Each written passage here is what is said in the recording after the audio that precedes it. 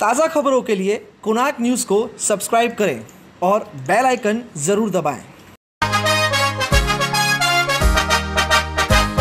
अपना शहर, अपनी बातें, अपना शहर, अपनी बातें, सुबह शाम हर रोज आपके लिए लाते, हम आपके लिए लाते। कहीं पे चोरी, कहीं पे डाका, ब्रेकिंग न्यूज में बगुन टाका, मंत्री मौजी पाड़े का काका, न्यूज अपनी चटपटा पटाका, पटा पटाखा पटा पटाखा। खबर दर खबर पहुँचे आपके घर, देखे न्यूज ये पूरा शहर। News, reviews and interviews, fresh and hot, without excuse. Without excuse, without excuse. So tune in, keep watching. पूरे शहर की बातें, अपना शहर, अपनी बातें, अपना शहर, अपनी बातें, सुबह शाम हर रोज आपके लिए लाते, हम आपके लिए लाते। कोणार्क, अपना शहर, अपनी बातें। नमस्कार, मैं हूं निखिल रमन राजपाल और आप देख रहे हैं कोणार्क, अपना शहर, अपनी बातें। आइए एक नजर डालते हैं शहर, राज्य और देश से जुड़ी कुछ ताजा तरीन खबरों पर। कोणार्क, अपना शहर, अपनी बातें। कोलसेवाड़ी पुलिस अधिकारियों ने अपने रोजाना पेट्रोलिंग के दौरान कुछ चोरों को दर दबोचा। इनमें से एक चोर इतना शातिर था कि उसने 40 से अधिक घरों में अब तक चोरी कर चुका है। और आपको बता दें कि इन चोरों के हाथ से कुछ हथियार भी बरामद किए गए हैं। आइए लेते हैं इस पर अधिक जानकारी।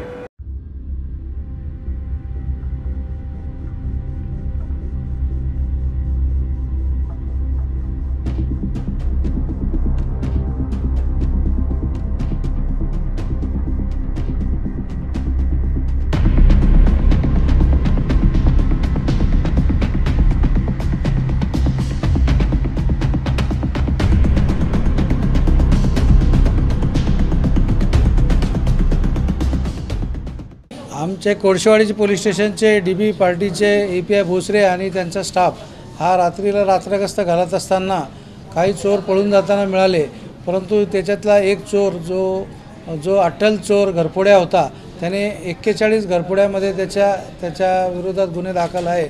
अशा घरफोड्याला आम्ही पकडलेलं आहे। त्याच्याकडे 2 कटावण्या आम्हाला मिळालेल्या आहे। कटावण्या त्यांनी खास घरफोडी करण्यासाठी म्हणून तयार करून घेतलेल्या आहेत आणि त्याच्या जर आपण कटावण्या बघितल्या तर पार त्याने लेथ मशीनवर ड्रिल करून बाकायदा 2 फोल्डमध्ये ते फोल्ड होतील या प्रकारे लपून नेता येईल या प्रकारची त्यांनी कटावणी तयार केलेली आहे। कटावणी किती बी मोठा कुलूप असला तर त्या कटावणीने तोडता येईल असे प्रशिक्षित चोर आम्ही कोळशेवाडी पोलिसांनी 41 घरफोड्या करणाऱ्या चोराला पकडलेलं आहे आणि त्याच्याकडून 2 घरफोड्या आम्ही डिटेक्ट केलेल्या आहेत आणि अधिक घरफोड्या व गुन्हे उघडकीस आणण्यासाठी प्रयत्न करीत आहोत। कोणार्क, अपना शहर, अपनी बातें। हाल ही में उल्लासनगर के व्यापारियों के सर पर लटक रही पेन पार्क की तलवार हटाई गई। एक विशेष महासभा बुलाकर इस पेन पार्क के प्रस्ताव को रद्द कर दिया गया। आइए लेते हैं इस बारे में अधिक जानकारी। पहली बात तो कमलेश निकम इस महापालिका के सदस्य ही नहीं हैं। वो महापौर के चेंबर में बैठकर अलग अलग लोगों के मोबाइल में ताक झाँक करके उस कार्रवाई को देखने की और सुनने की कोशिश कर रहे थे, जिसके ऊपर मैंने ऑब्जेक्शन भी उठाया कि कोई भी जनरल बॉडी में गैर सदस्य आ नहीं सकता है। तो इसके लिए सदस्यों को विनती है कि किसी भी गैर सदस्य को अपने पास में न बिठाएं। रही बात उनके जो 3 रोड बताए गए हैं उनके बारे में, इन रोडों की विषय राजेंद्र चौधरी जी और बोराड़े जी और कई सदस्यों ने बात की कि ये हमारे पैनल में रोड हैं जहाँ पर ट्रक्स खड़ी रहती हैं, डबल ट्रिपल पार्किंग होती है और इससे तकलीफ़ होती है। तो मैंने उन्हें बताया कि महानगर पालिका का पहले से ही एक रेजोल्यूशन है जिसमें कहीं भी गैरेज, टपड़ी या नो हॉकिंग जोन में अगर कोई हॉकिंग करता है तो 1000 से 5000 का जो पेनल्टी है, जो दंड है, वो महासभा ने निर्धारित किया है। तो इसे उस तरह से भी हैंडल किया जा सकता है। प्रभाग अधिकारी को बोलकर जो गैरेजेस रास्ते पे कार बनाते हैं या ट्रक्स बनाते हैं उनके ऊपर उस तरह से भी कार्रवाई कर सकते हैं। और हमने इस महासभा में व्यापारियों के फेवर में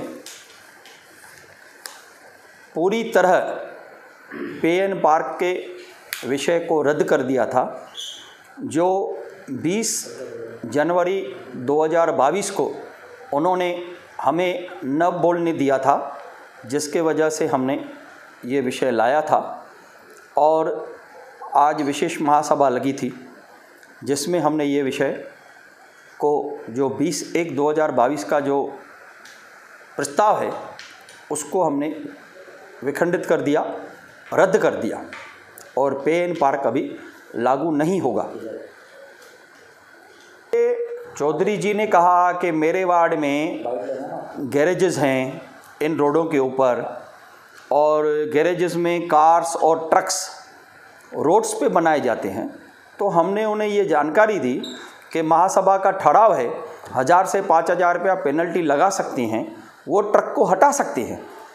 पे एन पार्क करेंगे तो क्या होगा कि एक लाइन में गाड़ी लगेगी और उससे आप पार्किंग चार्जेस लोगे, लेकिन उसके बाद भी अगर कोई गाड़ी पे एन पार्क को भी छोड़ के लगती है या जहाँ पे नो पार्किंग है वहाँ लगती है या कहीं नो हॉकिंग है वहाँ पे हॉकिंग होती है, उसके लिए महासभा का एक ठहराव है जिसमें 1000 से 5000 की पेनल्टी है, वो इम्प्लीमेंट करवाइए और उनके ऊपर वो कार्रवाई कीजिए। ऐसा है कि जो ये पे एन पार्क का मुद्दा आया था तभी सभी पार्टियों ने इस पर सहमति दिखाई थी, ये शासन की तरफ से आया था। भले आज बीजेपी व्यापारियों के दबाव में या कहें पप्पू कालानी के दबाव में ढोल पीट रही है कि नहीं हम नहीं थे, उसको शिवसेना ने किया है, उसको राष्ट्रवादी ने किया है, पर ये सरासर गलत है। बीजेपी से 4 से 5 लोग यहाँ पर आंदोलन कर रहे थे, बाकी जितने भी 25 से 30 नगर सेवक हैं वो सब ऑनलाइन मौजूद थे और उन्होंने सर्वसम्मति से इस पे एन पार्क के मुद्दे को हामी भरी थी। पर जनता का आक्रोश देखकर, व्यापारियों का आक्रोश देखकर और शहर के लाडले नेता पप्पू कालानी ने जब इस मुद्दे को हाथ में लिया और सभी व्यापारी संगठन को एक करके और ये मुद्दे को हाथ में लिया और व्यापारियों को ये मुद्दा पसंद नहीं था, या ऐसे कहें कि व्यापारियों को हम इस मुद्दे पे समझा नहीं पाए, पर ये शहर व्यापारियों का है, ये शहर के व्यापारियों की आमदनी से इस शहर की महानगर पालिका चलती है। और हम ये जो मुद्दा लाए थे वो व्यापारियों को जो परेशानी थी, शहरवासियों को जो परेशानी थी ट्रैफिक की समस्या की, बाकी समस्याओं की, लावारिस गाड़ियों की, उन सभी चीज़ों को देखते हुए ये मुद्दा लाए थे। और ये मुद्दों पर व्यापारियों के कहने पर हमारे युवा नेता ओमी कालानी के आदेश पर इसको उसी ठहराव में से 2 व्हीलर और 40 फुट के रोड को निकाल दिया गया था।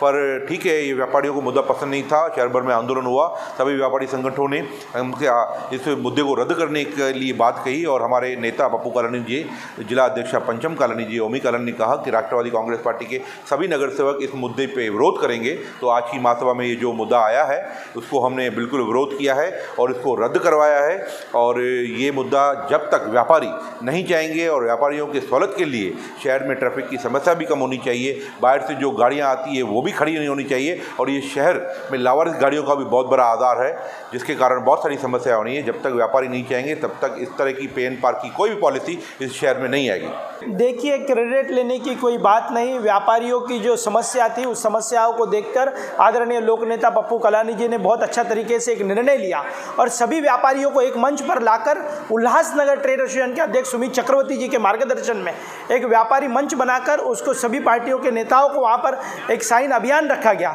और उस अभियान के माध्यम से बहुत अच्छे तरीके से आज सफलता मिली है, जिसमें अशासकीय ठहराव पे एन पार्क रद्द होना चाहिए। व्यापारियों की बुलंद आवाज़ बनकर हमारे भारतीय जनता पक्ष के नगर सेवक किशोर वनवारी जी और हमारी राष्ट्रवादी कांग्रेस पार्टी की नगर सेविका शुभांगी निकम ने एक प्रस्ताव लाया, वो प्रस्ताव सभी पार्टियों ने, शिवसेना, राष्ट्रवादी कांग्रेस पार्टी और भारतीय जनता पार्टी ने रद्द किया है। हम उनका तहे दिल से राष्ट्रवादी कांग्रेस पार्टी की तरफ से और कलानी परिवार की तरफ से मैं हार्दिक आभार प्रकट करूंगा। पर एक दुर्भाग्यपूर्ण बात है कि भारतीय जनता पार्टी के एक नगर सेवक राजेश वधरिया ने इस महासभा के चलते उन्होंने बताया कि जो कल्याण अमरनाथ रोड है वहाँ के रोड के ऊपर जो गाड़ियाँ खड़ी रहती है, उन जिन व्यापारियों की गाड़ियाँ खड़ी रहती है, हीरा घाट से लेकर जो सड़क आई है, ऐसे 3 सड़कों का नाम लिया और उन्होंने कहा कि ये सड़कों के ऊपर जो गाड़ियाँ खड़ी रहती है इनसे पैसे वसूल करने चाहिए, पैसे नहीं देते तो उन व्यापारियों के ऊपर कार्रवाई होनी चाहिए। जो राजेश वधरिया भारतीय जनता पार्टी का नगर सेवक व्यापारियों को लूटना चाहता है, इस तरीके का आज काम उसने महासभा के अंदर किया। मैं उनका विरोध करूंगा कि इस तरीके के आदरणीय राजेश वधरिया जी जो है इस तरीके का काम करके व्यापारियों को एक बहुत बड़ा धक्का दिया है। कोणार्क, अपना शहर अपनी बातें। पेन पार्क के प्रस्ताव को रद्द करने का श्रेय कई दल अपने सर पर लेने के लिए तैयार बैठे हैं। आइए इस बारे में लेते हैं अधिक जानकारी। शहर में जिस प्रकार से व्यापारियों के ऊपर पेंट पार्क का जो कि मुद्दा था, जो कि नया नियम लाया जा रहा था, उसकी तलवार लटक रही थी। आपने देखा था कि किस तरीके से इसका पुरजोर विरोध जो है पूरी तरीके से पूरे शहर भर में व्यापारी कर रहे थे। यूटीए फोरम की बात करें तो सबसे पहले इन्होंने मुद्दा उठाया था और यहाँ तक कह दिया था कि इनके समर्थन में जो भी पार्टियाँ और जो नगर सेवक हैं, यदि वो समर्थन नहीं करते हैं तो आने वाले चुनाव में जो है इसका नतीजा नेताओं को भुगतना पड़ेगा। और इसका नतीजा जो है ये देखने को मिला कि विशेष महासभा बुलाई गई और उस महासभा में इस प्रस्ताव को सभी लोगों ने जो है सहमति के साथ रद्द किया। हमारे साथ यूटीए से सुमित चक्रवर्ती जी मौजूद है, जानने की कोशिश करते हैं कि क्या है अब इनका कहना और किस तरीके से जो है आगे व्यापारियों को राहत मिल पाएगी। सबसे पहले तो बात ये कि काफ़ी चर्चा थी और काफ़ी विरोध था लोगों के बीच में इस नए नियम को लेकर। यूटीए ने पहले जो है प्रयास किए, सभी व्यापारी संगठन को जो है एक लाया। अब जो है क्रेडिट लेने की बातें यहाँ पे आ रही है। जब ये प्रस्ताव रद्द हो चुका है, सभी पार्टियाँ क्रेडिट ले रही है, नेता क्रेडिट ले रहे हैं, लेकिन उस समय में ये देखने को मिला था कि काफ़ी कम लोग जो है सामने आ रहे थे। तो अब क्या कहना चाहेंगे उनके लिए और क्या कहेंगे कि इस प्रस्ताव को जो कि सभी लोगों ने खारिज किया है? सबसे पहले तो मैं पेन पार्क का जो मुद्दा रद्द हुआ उसके लिए सभी शहरवासियों को धन्यवाद देता हूं और साथ ही साथ मैं ओमी कालानी जी को भी धन्यवाद देता हूं, क्योंकि आपने ही मुझे पूछा था कि आपके समर्थक जो नगर सेवक है कारपोरेशन में, उनके होने के बावजूद भी ऐसा मुद्दा क्यों आया। लेकिन हमने उस वक्त भी बोला था कि अगर ऐसा होगा तो हम उनका भी समर्थन नहीं करेंगे। तो कहीं ना कहीं इन बातों का परिणाम दिखा और ओमी जी ने खुद मैदान में आके अपने समर्थकों को ये मुद्दे पे विरोध करने लगाया और दूसरे दिन से ही इन मुद्दों पे विरोध होना शुरू हो गया और तभी ये पेन पार्क का मुद्दा रद्द हो चुका था। सिर्फ हाउस में वो होना बाकी था ऑफिशियल, जो कि अभी हो चुका है और इसीलिए मैं उनका धन्यवाद करना चाहता हूँ, क्योंकि ओमी कालानी जी के जो समर्थक नगर सेवक है वही डिसाइडिंग फैक्टर है कारपोरेशन में और उनसे रिलेटेड हमारी संस्था है यूटीए, जिसका मैं अध्यक्ष हूँ। तो और किसी के बोलने से या कुछ करने से जितना उसका इफेक्ट नहीं होता है, उतना यूटीए और ओमी भाई के समर्थक नगर सेवकों के ज़रिए ये बात ज़्यादा सफलतापूर्वक होती है। मेरा इसमें सबसे बड़ा योगदान जो है पप्पू कालानी जी, उनको भी व्यापारियों के तरफ से मैं बहुत बहुत धन्यवाद देना चाहता हूँ कि पहली बार इतने सालों के बाद देखा गया है कि सारे व्यापारी संगठन पप्पू कालानी जी के अंडर में एक हुए और सबने मिलके निर्णय लिया कि ये पेन पार्क का मुद्दा गलत है और इसे कैंसिल होना चाहिए। तो ये एक बहुत बड़ी बात थी और जिसके वजह से ये मुद्दा कैंसिल हुआ। इसलिए सभी व्यापारियों के तरफ से पप्पू कालानी जी का भी बहुत बहुत धन्यवाद। सुमित चक्रवर्ती जी, एक चीज ये देखने को मिलती है, राजनीति जो है काफी कशमकश वाली होती है। चुनाव आने वाला था और इस तरीके का प्रस्ताव आता है, इस प्रस्ताव का जो है सभी विरोध करते हैं, कोई समर्थन भी नजर आता है। ये देखने को मिलता है कि जब चुनाव आता है राजनीति इस तरीके से होती है कि लोगों को अपने तरफ अट्रैक्ट करे। व्यापारिक शहर है, व्यापारी एक महत्वपूर्ण किरदार अदा करता है शहर में, तो क्या गुमराह करने के लिए भी ये फैसला लाया गया? क्या आपको ऐसा लगता है या फिर ये फैसले को लाने के लिए कोई अहम भूमिका रही होगी? नहीं, ये फैसला कारपोरेशन में कमिश्नर जी के थ्रू आया, जिसको अगर हाउस में लेके पास नहीं किया होता या रद्द नहीं किया होता तो वो अपने आप पे एंड पार्क का मुद्दा सभी शहरवासियों को लागू हो जाता। ये तो समझो हमारे लिए बहुत अच्छी बात है जो पहले पास किया और फिर सभी ने उसका विरोध करके उसे नकारा, कैंसिल किया। वरना ये मुद्दा ऐसे ही कॉरपोरेशन के तरफ से ही सब शहरवासियों पे लाद दिया होता। और ये मुद्दा अगर इलेक्शन के बाद आता तो आज इतने जो इस बात का श्रेय लेने आगे आए या इस बात का विरोध करने आगे आए, ये कोई नहीं दिखते। इस तरीके की बातों को यूटीए ही हमेशा उठाते आई है और टीओ के जब थी, अब आज एनसीपी में है, वो उमी कालानी जी के थ्रू वही सब इन बातों का विरोध हमेशा करते। जैसे कोरोना काल में भी इलेक्शन नहीं था तो ज़्यादा कोई दिखे नहीं, उस वक्त भी यूटीए एक्टिव दिखी, टीओ के एक्टिव दिखी। तो ये राजनीति हम पास में रख के इन सब मुद्दों को हमेशा उठाते जो लोगों के फायदे का है। चलो फैसला आया, देर आया दुरुस्त आया, लेकिन एक चीज यहाँ पे देखने को मिली थी कि व्यापारी जो कि अलग अलग संगठनों में थे वो इस मुद्दे को लेकर एक नजर आए। तो अन्य मुद्दों को लेकर आने वाले समय में ये सभी व्यापारी एक साथ होंगे या फिर से इस मुद्दे के बाद अलग हो जाएंगे या फिर अन्य मुसीबतों को जो कि व्यापारियों के ऊपर आती है उससे मिलकर जो है हल किया जाएगा? देखो, व्यापारी संगठन अलग अलग बने हैं जो अलग अलग पार्टियों के छत्र छाया में है। ये पहली बार ये किमिया इस वजह से हुई क्योंकि पप्पू कालानी जी ने इसका इनिशिएटिव लिया, जिस वजह से सारे व्यापारी संगठन एक छत के नीचे आए। आगे भी अगर ऐसा कोई ज़रूरत पड़ेगा कि सारे संगठन को एक साथ लेना है तो ज़रूर पप्पू कालानी जी इसमें अपना सहयोग देंगे। वो ही एक इंसान ऐसे है कि वो कोई पार्टी या कोई नेता या कोई व्यापारी ये नहीं देखते, वो मुद्दों को देखते हैं कि क्या मुद्दा है और ये मुद्दे को सॉल्व करने के लिए अगर सबकी मदद लेना पड़े तो सबकी मदद लेते हैं। उस समय यूटी अध्यक्ष सुमीर चक्रवर्ती जी ने एक बयान दिया था कि ये जो मुद्दा उठाया गया ये व्यापारियों के खिलाफ है और कहीं ना कहीं इसका व्यापारी जवाब देंगे।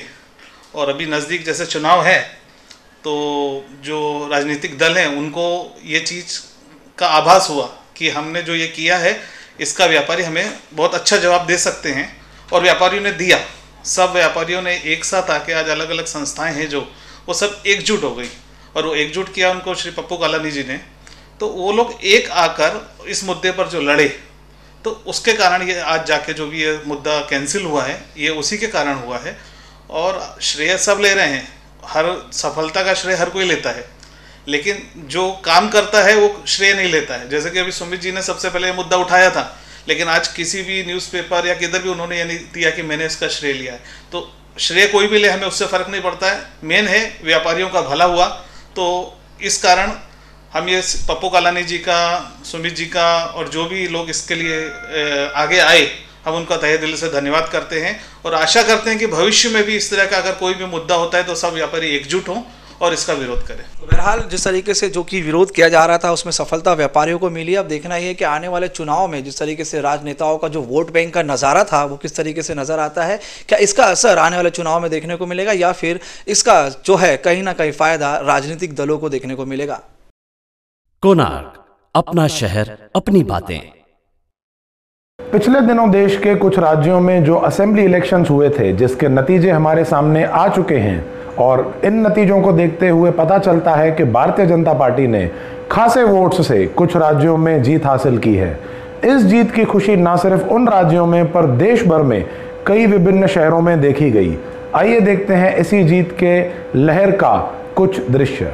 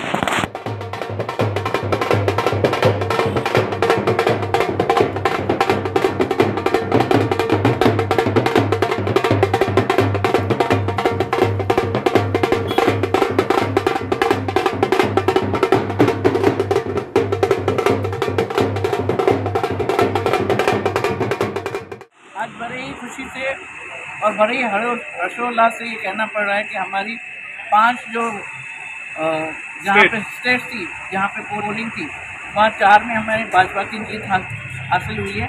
तो इसके लिए हम ज़्यादा खुश हैं और आगे भी उम्मीद करते हैं कि जहाँ भी और भी इलेक्शन होगी तो हमें भाजपा की सरकार ही मिलेगी। और ये सारा श्रेय जाता है हमारे नरेंद्र मोदी जी के साथ, अमित भाई के साथ, हमारे देवेंद्र फडणवीस जी और जो भी बड़े बड़े हमारे नेता हैं जिन्होंने इस फील्ड में बहुत सारी मेहनत की, उनको सबको हार्दिक बधाई और धन्यवाद।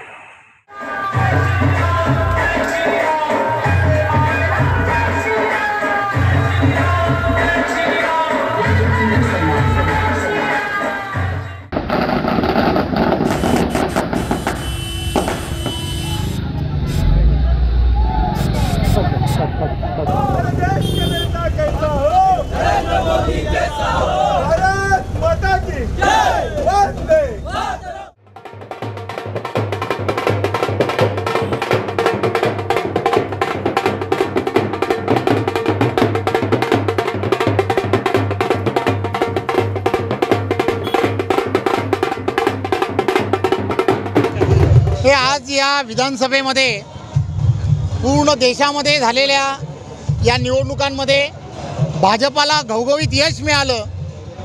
अयोध्यामध्ये श्रीरामाचं भव्य मंदिर बनत आहे आणि इथल्या असणाऱ्या प्रत्येक डोंबिवलीकराला वाटतंय की लवकरात लवकर हे मंदिर व्हावं आणि योगींचं पुन्हा मुख्यमंत्री झाल्यामुळे आता ते अधिक लवकर होईल याची आम्हाला सर्वांना पूर्ण खात्री झाली आहे आणि म्हणून हा जल्लोष केला जातोय। आपण जर बघितलं तर 4 राज्यांमध्ये भाजपने पुन्हा एकदा विजय मिळवला आहे। येणाऱ्या पालिका निवडणुकीत पण असाच विजय मिळवला जाईल का? नरेंद्र मोदींच्या नेतृत्वामध्ये संपूर्ण देशामध्ये एक विकासाचं राजकारण होत आहे हे आपणा सर्वांना माहीतच आहे आणि त्यामुळे या विकासाच्या राजकारणाबरोबर भारत देशामधील सर्वच्या सर्व नागरिक आहेत हे पुन्हा एकदा सिद्ध झाले।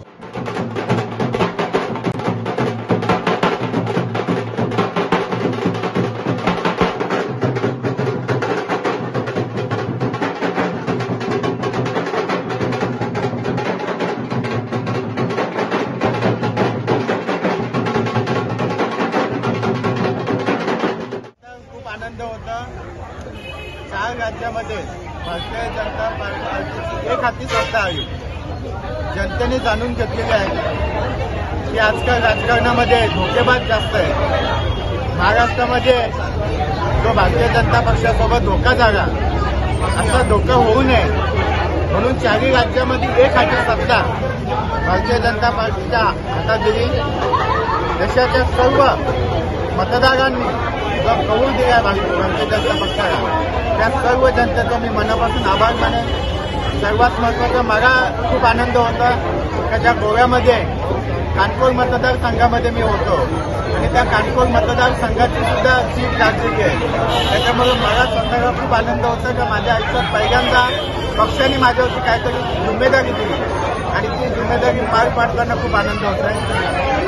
आज ज्या पद्धतीने 4 राज्यामध्ये सत्ता भेटलेली आहे आणि ते आज महाराष्ट्राच्या राजकारणामध्ये जे आहे गेले तो बी टांग उपर, कारण की गोव्यामध्ये त्यांना नोटा एवढे पण मतदान झालं नाही। फक्त भारतीय जनता पक्षाला पाडायचं, भारतीय जनता पक्षाला विरोध करायचा म्हणून त्यांनी उमेदवार उभे केले, पण त्या उमेदवारांना नोटापेक्षा कमी मतदान झालं ही त्यांची लायकी त्या मतदारांनी दाखवून दिली। कोणार्क, अपना शहर अपनी बातें। बारों में हो रहा है महापुरुषों तथा समाज सुधारकों का अपमान। इसी मुद्दे को लेकर कुछ समाज सेवकों ने अपनी आवाज बुलंद की और बार मालिकों से अपनी गलती दुरुस्त करने की मांग की। आइए जानते हैं क्या है पूरी खबर।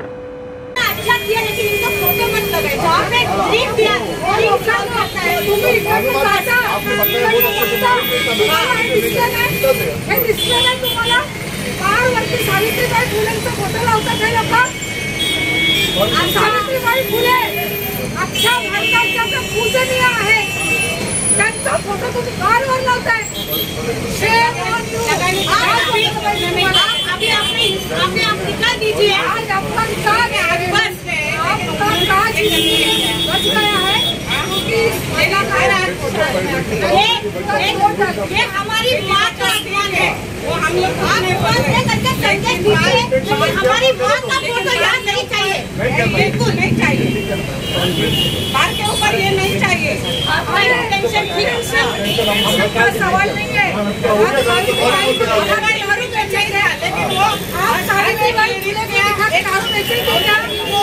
अभी क्या अभी निकाल दो, वरना हम क्या अभी निकाल दो।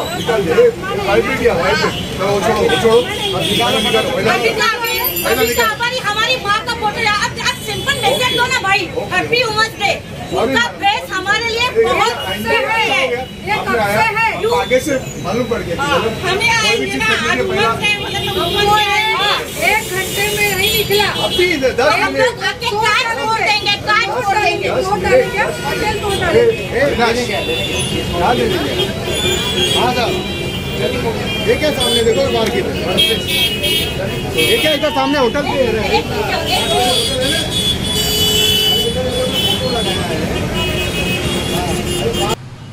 काल तर महिला दिन होता, त्यानिमित्ताने आमचे विविध प्रोग्राम होते. तर असंच रस्त्याने येताना जेव्हा आमच्या लक्षात आलं की त्या बारवरती सावित्रीबाई फुले यांचा मोठा म्हणजे पोर्ट्रेट लावलेला आणि आतमध्ये सर्व म्हणजे मी जाऊन बघितलं आतमध्ये काय आहे. तर तिथं सगळं म्हणजे अगदी त्या काचेला लागून जो टेबल होता तिथेही लोक दारू पीत होते. मग त्यामुळे हे अतिशय एकदम संतापजनक होतं. आम्ही तर त्यांना आमच्या पद्धतीने धडा शिकवलाच आहे, पण पुन्हा अशी चूक होऊ नये व महाराष्ट्रातील थोर विभूती, थोर महापुरुष, थोर महिला यांच्या बाबतीत असा गैरप्रकार होऊ नये आणि ह्यांना चांगला वचक बसावा म्हणून आता आम्ही शिवसेना कल्याण पूर्व महिला आघाडीच्या वतीने आम्ही कोळशेवाडी पोलीस स्टेशनमध्ये जाऊन त्यांची तक्रारी दाखल करणार आहोत. सावित्रीबाई फुलेंचा, सावित्रीबाई फुलेंचा, शिवसेना महिला आघाडीचा, सावित्रीबाई फुलेंचा. माफी आमची नका मागू, महाराष्ट्र स्त्रियांची माफी मागा, महिला जातीची माफी मागा. आज आमचा महिला दिवस आहे, महिला दिवस आहे आज आमचा वुमन्स डे. महिला दिनाच्या दिवशी आम्हाला हे करायला लावलं आणि हा महिलांचा आणि आज आमच्या आईचा तुम्ही अपमान केलं. महिला दिनाच्या दिवशी तुम्ही आमच्या आईचा अपमान केलं. तुम्हाला काय वाटतं?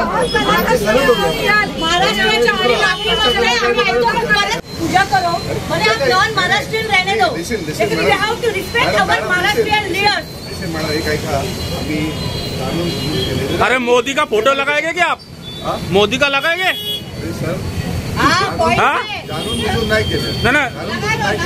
जाणून बुजून केलेलं आहे तर माहिती घ्यायची ना, कोणाचा फोटो लावता.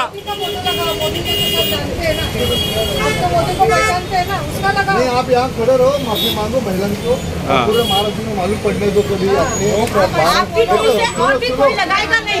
बात सुनो. आप ऐसा क्लियर बोलो, मेरी बात सुनो, आप क्लियर बोलो. आपका अच्छा मैसेज जाएगा महिलाओं के लिए. तो इसके आगे हमारे से भी नहीं होगा, कोई भी नहीं करना. वो तो आपको तो पहले ही बोला ना. नहीं, हम लोग पहले शांति से बोलते, उनको हमको समय देते, बाद में हम तोड़फोड़ करते. तोड़फोड़ करते हैं हम लोग बाद में. आपको शांति से बोला, आप 1 घंटे में नहीं पहुंचे तो तोड़ देते थे हम लोग. Okay, you have mistaken, but you have to apologize for that. You have to apologize for that, nothing else.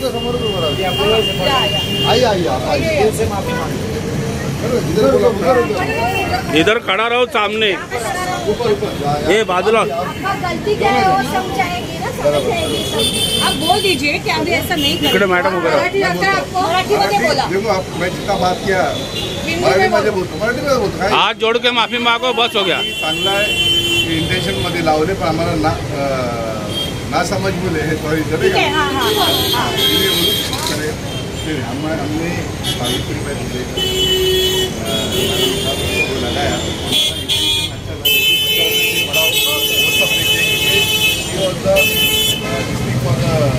Ladies studies के लिए उनका बहुत बड़ा योगदान था. हम लोग नजदीक हमने ध्यान में नहीं रखा कि हमारा बाहर है. बाहर नहीं होने के अभी आप लोग ने हमारा हाथ खोल दिया कि आइंदा आ गया. हम लोग इनका ही नहीं, कोई भी अच्छा शख्स का उसका हमारा इधर नहीं लगाना चाहिए।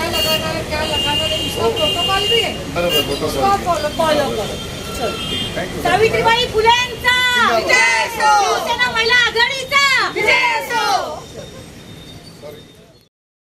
कोणार्क, अपना शहर अपनी बातें।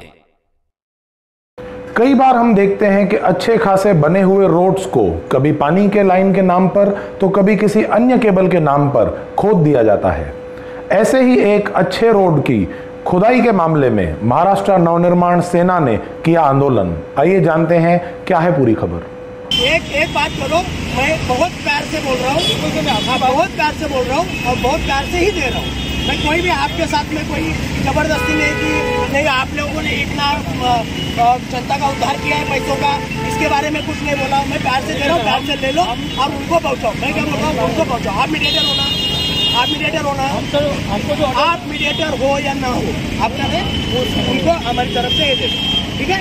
आप ले लो, बाद में भले आप उसको फेंक दो, वो उनको दे दो, मैसेज पहुंचाने का पहुंच जाएगा। जरूरत नहीं है, मेरे को जरूरत है। आपका जो कॉन्सर्न था, मेरे को जरूरत है, मेरे को जरूरत है। मेरा कंसर्न क्लियर नहीं हुआ। मेरा कंसर्न क्लियर होगा कि जब रास्ता कौन बना के देगा तब मेरा कंसर्न क्लियर हो जाएगा। आप उसके लिए ही ये दे रहा हूँ, उनको उसकी पहुँचा दूँगा। टाइम नहीं है। नमस्कार, माझं नाव अरुण रामचंद्र जांभळे, मी महाराष्ट्र नवनिर्माण सेना डोंबिवली शहर सचिव आहे। सन्माननीय आमदार राजूदादा पाटील यांनी गेले 1.5-2 वर्षापासून या रस्त्यासाठी सातत्याने आग्रही आहेत की या रस्त्याची गुणवत्ता चांगली असली पाहिजे, या रस्त्यावरती चांगल्या प्रकारचे काम झालं पाहिजे। परंतु आज मी सकाळी आल्यानंतर इथं पाहतो तर हा रस्ता इथं तोडला गेला आहे। हा रस्ता तोडलाय तर मी त्यांना विचारलं, कामगारांना विचारलं की हा रस्ता का तोडताय म्हणून, तर त्यांनी सांगितलं की आम्हाला इथं पाईपलाईन टाकायची, पाण्याची पाईपलाईन टाकायची आहे। माझा कन्सर्न फक्त एकच होता की पाण्याची पाईपलाईन टाकायची, हा रस्ता रातोरात तर बनलेला नाही आहे। हा रस्ता जेव्हा बनवत होतं त्यावेळेला कुठे गेले होते हे लोक। आणि दुसरी गोष्ट, हा जर रस्ता तोडलाय तर हा रस्ता पुन्हा जनतेच्या पैशांनी जर बनणार असेल तर या गोष्टीसाठी माझा कायम आक्षेप राहील आणि आत्ता आक्षेप आहे। म्हणूनसाठी मी या साहेबांशी, कुलकर्णी साहेबांशी फोनवरतून चर्चा केली। त्यांनी सांगितलं तुर्तास आम्ही हे काम थांबवतोय, लेखी परवानगी यांच्याकडे कुठलीच नव्हती, तर ते बोलले लेखी परवानगी आल्यानंतर आम्ही पुढचं काम सुरू करू म्हणून। ये मीडिया, ये बाइट ऑन अथॉरिटी आप हमसे नहीं ले सकते।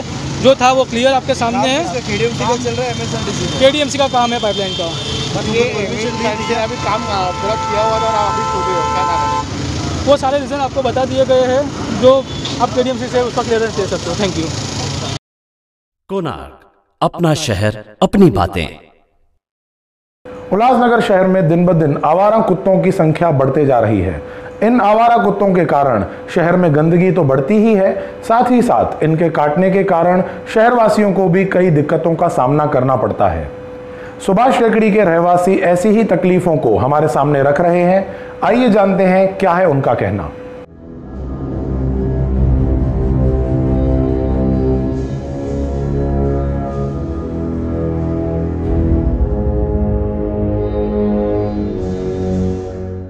या संदर्भामध्ये मी दुपारी अनेक ऑर्गनायझेशनला कॉल करायचा प्रयत्न केला, पण खंत असं आहे की उल्हासनगरमध्ये कुत्र्यासाठी कुठली ऑर्गनायझेशन नाही आहे। आणि मेन म्हणजे उल्हासनगर महानगरपालिका हे लोकांनी भटक्या कुत्र्यांना नेण्याचं काम पण खूप वर्षापासून बंद केलेलं आहे। आणि ते परिणाम आज दिसून येते आपल्याला की आज सुभाष टेकडी विभागामध्ये अनेक कॉलनी, अनेक सोसायटी आहे, इथे 3 तासामध्ये भटक्या कुत्र्यांनी 16 ते 20 लोकांना आज चावलेलं आहे। त्यापैकी एक आहे सिद्धी, आपण बघू शकता तिला कशा प्रकारे त्यांनी चावलेलं आहे। माझी प्रशासनाला अशीच विनंती आहे की यावरती काहीतरी तोडजोड काढावा तुम्ही, जेणेकरून यापुढील कुठल्या लहान मुलांना कुत्रा नाही चावणार। आणि चावण्याचं पण त्याच्यावरती काहीतरी प्रकरण ते झालं पाहिजे, त्याच्यावरती काहीतरी उपाय निघला पाहिजे। माझी सिद्धी सुरेश पाठरे, माझी मुलगी 11 वर्षाची आहे। ती घराच्या बाहेर जस्ट उभीच होती आणि तिथून ते भटकन एक कुत्रा आला आणि त्याने मागून तिचं तो पायाचं लेचकं तोडलं। एवढं म्हणजे खूपच तिला जखम झाली आहे खोलवर। आम्ही कॉल केले, त्याच्यानंतर आले नगरसेवक, ते आले। किती लोकांना चावलेलं आहे? तरी पण 15-16 लोकांना चावला। तर सगळेजण बोलतात की चावला हा एका एरियातून दुसऱ्या एरियात जाऊन दुसऱ्या एरियातल्या पण लोकांना, तो मुलांना चावला, लहान मुलांना, मोठ्या मुलांना। म्हणजे किती कुत्रे आहेत एकंदरीत असे? भटके इथं भटकते आता भरपूरच आहे, पण तो एक आता तो जास्तच चावतोय ना आज सकाळपासून. महापालिकेला किंवा प्रशासनाला हे केलेलं आहे का, माहिती वगैरे दिलेली आहे का आपण? नाही, आम्ही जिथे नगरसेवक आहे बागुल त्यांना माहिती दिलेली, फोन केलेला, ते येऊन गेले, पण त्यांना काही ते सापडलं नाही. फक्त इथेच इन्क्वायरी केली, मग त्याच्यानंतर अजून काही त्याला पकडलं गेलेलं नाही. तरी पण वाटते का आम्ही घराच्या बाहेर पण आता पडू शकत नाही आणि उभं पण राहू शकत नाही, दार बंद करूनच बसतोय. कोणार्क, अपना शहर अपनी बातें. आने वाले चुनाव को ध्यान में रखते हुए राजनीतिक गलियारों में बयानों का बाजार गर्म है. ऐसे में कोणार्क टीम के प्रतिनिधि कुणाल कपूर ने उल्लासनगर के यूथ आइकन ओमी कालानी से की एक खास मुलाकात. आइए जानते हैं इस मुलाकात में उन्होंने क्या कहा. कुछ समय पहले शिवसेना और राष्ट्रवादी की यानी कि कालानी परिवार इनकी जो है बैठक भी हुई थी और उसमें जो है ये फैसला लिया गया था कि बिना किसी टर्म्स एंड कंडीशन के जो आने वाला चुनाव हम एक साथ लड़ेंगे.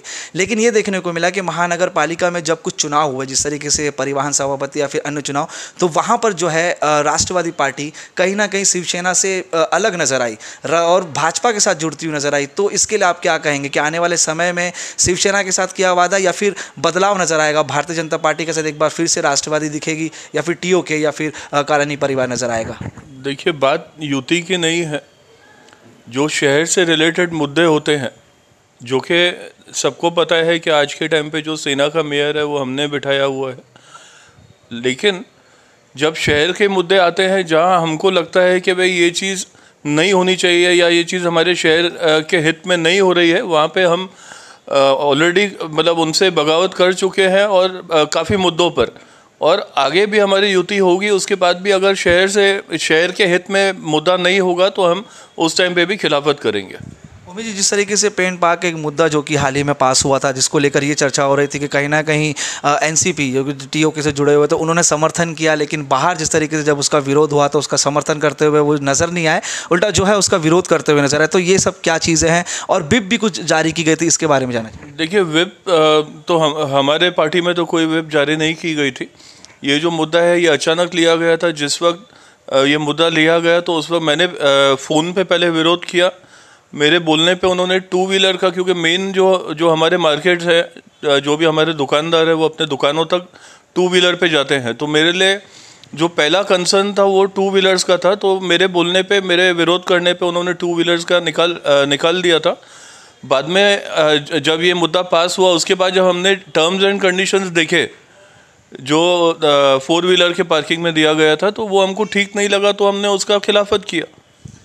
उमेश जी, एक महत्वपूर्ण बात, जिस तरीके से कार्यकारिणी जो कि नई बनाई गई राष्ट्रवादी की, आने वाले चुनाव में जो है पंचम कालानी जी नेतृत्व करते हुए नजर आएगी राष्ट्रवादी कांग्रेस पार्टी का. लेकिन कहीं ना कहीं जो है ये भी सवाल उठने लगे कि जो लिस्ट बनाई गई, जो कार्यकारिणी दी गई है उन्हें, जो पदाधिकारी बनाए गए हैं उनके ऊपर क्रिमिनल रिकॉर्ड्स है, उनको लेकर जो है छवि नागरिकों में कम है. तो इसको लेकर चुनाव में किस तरीके से देखते हैं कि सही तरीके से जो रिजल्ट आएंगे?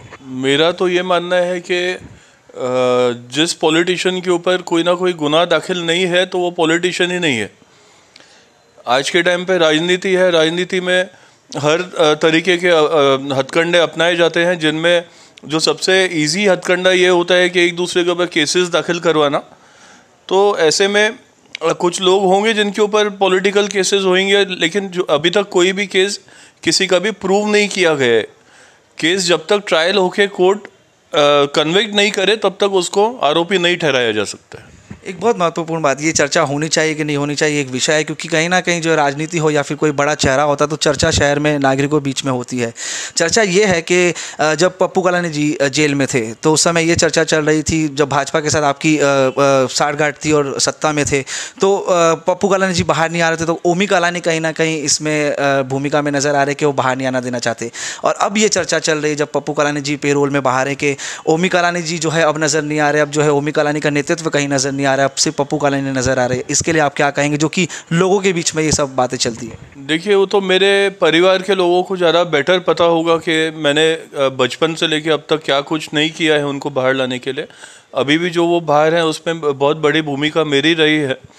और जहाँ तक राजनीति की बात है, आज समझिए वो काफ़ी सालों के बाद बाहर आए हैं, तो उनका मूवमेंट आज शहर में अगर हो रहा है तो ऐसे में काना का बिजनेस भी हम लोगों को करना है. बाकी के पॉलिटिशियंस के जैसे हमारा पॉलिटिक्स कोई बिजनेस नहीं है, तो ऐसे में परिवार में एक जन, समझो मैं ज़्यादा बिजनेस की तरफ कंसंट्रेट कर रहा हूँ और आज मेरी वाइफ पंचम कलानी भी सक्रिय हो चुकी है और राष्ट्रवादी की जिला अध्यक्षा है आज के टाइम पे, तो ऐसे में पूरी फैमिली अगर हम पॉलिटिक्स पे रहेंगे तो हम कमाएंगे क्या? तो हमको हमारी मतलब हमारा अपना बिजनेस होने ज़रूरी है। तो आज के टाइम पे मैं मेरा आधा टाइम मेरे बिजनेस की तरफ दे रहा हूँ और आधा टाइम मैं राजनीति की तरफ दे रहा हूँ। और जहाँ तक जो लाइमलाइट में रहने का सवाल है, मेरा जो आज तक जो वर्किंग रहा है वो बहुत साइलेंट वर्किंग रहा है। मैं मेरे संगठन के ऊपर बहुत काम कर रहा हूँ और आने वाले इलेक्शन के टाइम पे मेरा संगठन क्या है वो लोगों को नज़र आएगा। ये चुनाव जो है काफ़ी दिलचस्प होगा, सबकी इसके ऊपर नज़र है। हालांकि देरी हो रही है चुनाव में, लेकिन ये चुनाव जो कि चर्चा में पहले से रहा, शहर में बड़े बड़े पोस्टर और जो है चर्चा रही भावी नगर सेवकों की नाराज़गी जो है इस चुनाव में नज़र आएगी, जो फेरबदल नज़र आएगा। तो सभी पार्टियों में भावी नगर सेवकों की चर्चा है, तो उनको देखकर आप क्या कहते हैं कि राष्ट्रवादी में जो कि चर्चा चल रही भावी नगर सेवकों की, क्या उन्हें टिकटें मिलेगी, क्या वो उम्मीदवारी करेंगे, क्या वो चुनाव में उतर पाएंगे? 110% हम हमारे जिन लोगों को भावी नगर सेवक हमने घोषित किया है, हम उनको टिकट भी देंगे, ना ही सिर्फ टिकट देंगे, उनको चुना के भी लाएंगे। और ये पहली बार ऐसा होगा राष्ट्रवादी की तरफ से ये पहल किया जाएगा कि जो एडुकेटेड तबका है, जैसे डॉक्टर्स हैं, सीए हैं, एडवोकेट्स हैं, तो उन लोगों को हम टिकट देंगे और हम उनको चुना के लेकर आएंगे। जैसे कि एडुकेटेड लोग अगर हमारे शहर के हमारे लोगों के प्रतिनिधि करके जाएंगे अगर हाउस के अंदर, तो मुझे लगता है आगे काफ़ी अच्छा डेवलपमेंट होगा। एक आखिरी सवाल, महत्वपूर्ण सवाल, आने वाले चुनाव में जिस तरीके से जो कि फेरबदल नज़र आ रहा है, शिवसेना के साथ नाराज़गी, भाजपा के साथ करीबी, तो पिछली बार जिस तरीके से भाजपा के साथ रहने के बाद जो है वो जो चीज़ इच्छा थी वो नहीं मिल पाई, तो क्या वाले इस चुनाव में फैसला तो अभी तो नहीं हो पा सकता, लेकिन क्या ये हम कह सकते हैं कि भाजपा की तरफ एनसीपी जा सकती है? जिस तरीके से पहले आपने कहा था कि टीओ के कहीं पर भी मर्ज नहीं होगी, लेकिन राष्ट्रवादी में वो फिर जो है मर्ज होते हुए नजर है, तो कुछ फेरबदल नज़र आएगा। वहीं पर साई पार्टी का भी एक जो है अहम रोल नज़र आता है, तो उसके साथ कुछ चर्चा चल रही है, अन्य पार्टियों के साथ कुछ चर्चा चल रही है, या फिर उसको लेकर कुछ नतीजे सामने आएंगे? देखिए, साई पार्टी से तो कोई बातचीत नहीं है। एनसीपी और सेना का युति होता है या नहीं होता है वो एक अलग विषय है, बात की बातें हैं। इतना है कि हमने डे 1 से ये बोला है कि हम बीजेपी मुक्त उल्लासनगर देंगे, तो उस पर हम कायम है कि हम बीजेपी मुक्त उल्लासनगर देंगे। कोणार्क, अपना शहर, अपनी बातें। अंबरनाथ पुलिस स्टेशन की हद में आने वाले जाउसी गांव में हुई एक चोरी की वारदात। यह वारदात अन्य चोरियों से कुछ अलग थी, क्योंकि इस वारदात के दौरान चोरों ने 2 मंदिरों से दान पेटी ही चोरी कर ली। आपको बता दें कि पुलिस विभाग ने अपनी चतुराई से इन चोरों को पकड़ लिया है। आइए इस बारे में अधिक जानकारी लेते हैं अंबरनाथ पुलिस विभाग के साहसी अधिकारियों से। तारखेला अंबरनाथ पोलीस स्टेशनच्या हद्दीत जावसई गावामध्ये 2 मंदिरामधील दानपेटी, राम मंदिर आणि शिव मंदिर इथली जी दानपेटी होती ती कोणीतरी अज्ञात चोराने फोडून आतमधली रक्कम, चांदीचा झुला, मंदिरातले 2 तांब्याचे लोटे असे चोरून नेले होते। त्या अनुषंगाने अंबरनाथ पोलीस स्टेशनकडील डीबी पथकाने तपास सुरू केला होता। CCTV फुटेज कोणतंही अवेलेबल नव्हतं। अशा परिस्थितीमध्ये मग घरफोडी करणारे, चोरी करणारे कोणी गुन्हेगार पोलीस स्टेशनच्या हद्दीत सक्रिय आहेत का, वास्तव्यास आहेत का, याची माहिती त्यांनी घेतली। ही माहिती घेत असताना त्यांना असं लक्षात आलं की कन्व्हर्सिंग टाक नावाचा एक पुण्यातील रेकॉर्डवरचा आरोपी त्याच्या मामाकडे राहण्यास आलेला आहे। या आरोपीला अंबरनाथ पोलिसांनी ताब्यात घेतलं, त्याच्याकडे सखोल चौकशी केली। त्यांनी कबूल केलं की तो आणि इतर त्याचे 2 साथीदार यांनी हे मंदिरातील दानपेटी चोरण्याचं काम केलेलं होतं। त्याचप्रमाणे त्यांनी हे सुद्धा कबूल केलं की त्यांनी दिनांक 4ला शिवाजीनगर पोलीस स्टेशनच्या हद्दीतील शिवगंगा परिसरामध्ये एकूण 6 ठिकाणी घरफोडी केली। त्यापैकी 2 ठिकाणी त्याला सोन्या चांदीचे दागिने मिळाले। ही कबुली दिल्यानंतर त्याला या गुन्ह्यामध्ये अटक करण्यात आलं। त्याचा एक साथीदार जो पुण्याहून त्याच्यासोबत आलेला होता त्याला सुद्धा ताब्यात घेण्यात आलं। तो विधी संघर्षित बालक आहे, त्यामुळे त्याला भिवंडीच्या बाल कारागृहामध्ये जमा करण्यात आलेला आहे। आत्तापर्यंत झालेल्या तपासामध्ये आरोपी कन्व्हर्सिंग टाक ह्याच्याकडून 2 मोटरसायकल, त्याचप्रमाणे दानपेटीतील चोरीस गेलेली रक्कम, घरफोडी केलेल्या ठिकाणी जे सोन्या चांदीचे दागिने मिळून आले ते सोन्या चांदीचे दागिने, घरफोडी करण्यासाठी वापरलेली कटावणी, स्क्रूड्रायव्हर व इतर हत्यारे ताब्यात घेण्यात आलेले आहेत, हस्तगत करण्यात आलेले आहेत। एकूण मुद्देमाल 2,72,000चा पोलिसांना मिळालेला आहे। सर, उद्देश काय नेमका होता, कशासाठी तो हे सगळं करत होता? या गुन्ह्यातला प्रमुख आरोपी कन्व्हरसिंग टाक याच्याबाबत आम्ही माहिती घेतली। आत्तापर्यंत मिळालेल्या माहितीनुसार त्याच्यावर यापूर्वी 29 गुन्हे दाखल आहेत। त्यापैकी 28 गुन्हे हे पुणे पोलीस आयुक्तालयात त्यांनी केलेले आहेत। त्यानंतर डिसेंबर 2020मध्ये ATM मशीन चोरून नेलं होतं, त्याबद्दल हिल लाईन पोलीस स्टेशनला गुन्हा दाखल करण्यात आला होता। त्या गुन्ह्यात देखील ह्याला अटक करण्यात आलेली होती। आरोपीकडे जी विचारपूस केली त्यामध्ये त्यांनी सांगितलं की त्याच्या लग्नाची पूर्वतयारी, लग्नासाठी जो खर्च येणार आहे त्याची पूर्वतयारी म्हणून तो हे घरफोड्या करणार होता। कोणार्क, अपना शहर अपनी बातें। किसी के भी खिलाफ झूठी शिकायत दर्ज करवाना अपने आप में ही अपराध माना जाता है। ऐसा ही एक झूठी शिकायत का मामला उल्लासनगर पुलिस के सामने भी आया। वरुण दिलीप लुला नामक युवक ने पुलिस में एक शिकायत दर्ज करवाई। छानबीन करने के बाद जब वह शिकायत झूठी साबित हुई तो पुलिस ने उस युवक को ही गिरफ्तार कर लिया। आइए लेते हैं इस बारे में अधिक जानकारी।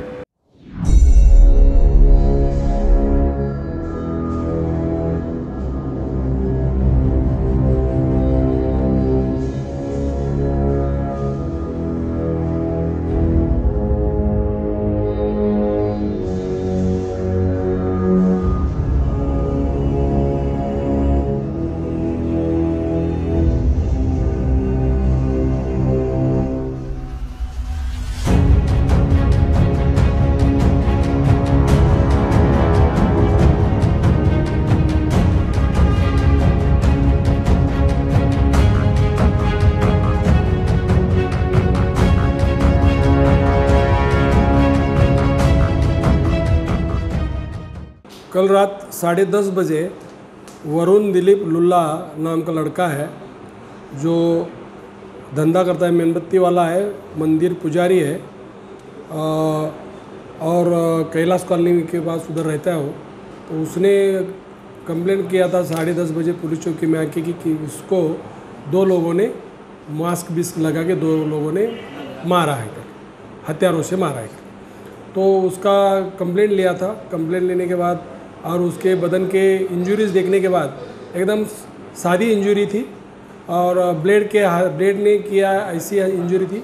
और वो इंजरी का जो उसके बदन की इंजरी जो देखी थी तो खुद ने हाथ से करके लिया हुआ इंजरी जैसे रहता है वैसे थी।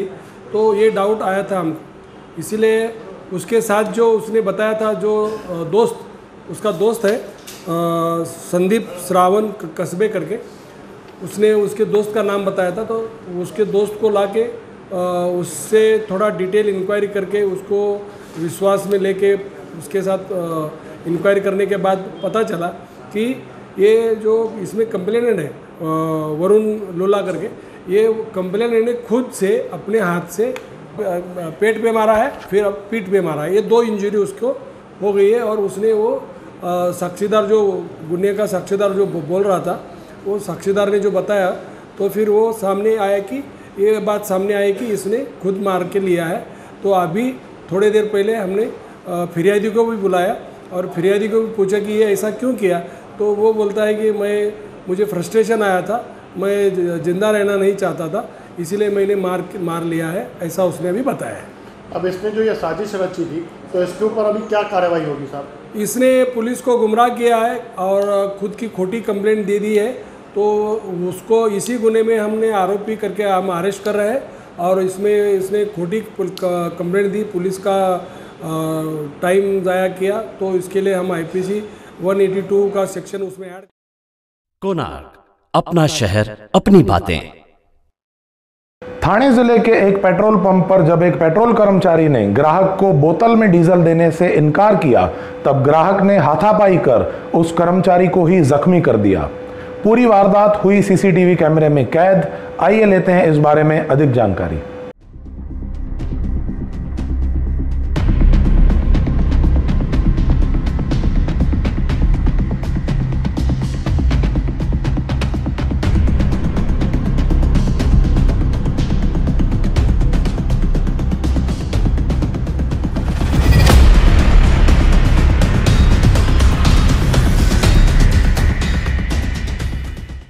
बाटलीमध्ये डिझेल घ्यायला आलता. तर मी त्याला बोललं नाही काय बाटलीमध्ये झाकण बसत नाही तर नाही काय का मग डबा घेऊन ये. तर तो गेला दुसरा डबा घेऊन आला. त्याच्यामध्ये पण नाही का आमचा नोजल बसत नव्हता. तर मी बोला नाही का हिने मोठाने होलवाला तो डबा घेऊन ये. मग नाही का तो पोरगा ज्याचा होता ना डिझेल तो पोरगा आला. मग तो आला आणि डायरेक्ट तोच डबा ठेवला. पण मला भाऊ हा बघ हा डबा पहिले आलता पण आता नाही या वापस ना तो डबा आणला तुम्ही नाही त्याच्यामध्ये नोजल बसत नाही बोललं. तो एक कर मोठ्या नोजलवाला डबा घेऊन ये. बोलतो एक याच्यामध्ये बसन बोलतो. मला नाही बसन बोललं पग बोलं तरी पण बसलं नाही. मग नंतर तो नाही आडेबाजी करायला लागला. खूप आडेबाजी केल्या शिवाय गाड्या द्यायला लागला. म्हणतो बोलतो नाही का मी तुम्हाला मारण. मला मारून तर बघ बोललं. मला मारून तर बघ बोललं.